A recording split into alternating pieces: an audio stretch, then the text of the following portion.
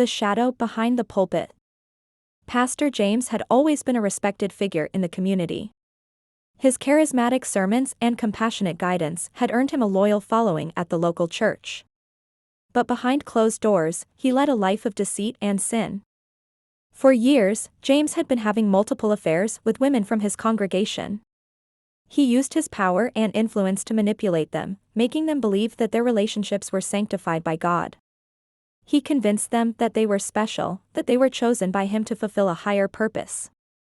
But when one of the women, Sarah, became pregnant, James' facade began to crumble. He pressured her to terminate the pregnancy, telling her that it was the only way to protect his reputation and the church's image. But Sarah refused, feeling a strong connection to the unborn child. She threatened to expose James' hypocrisy to the church and the world. Enraged, James tried to silence Sarah permanently.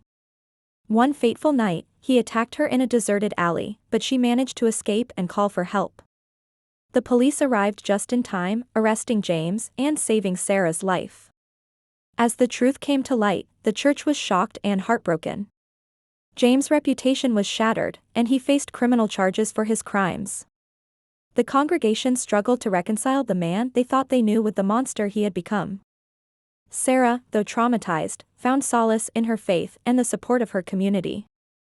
She became an advocate for victims of abuse, using her experience to help others find the courage to speak out.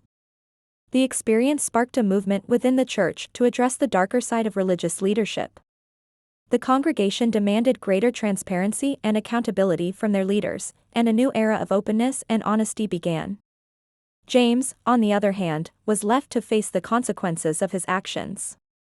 He spent years in prison, reflecting on the harm he had caused and the lives he had ruined.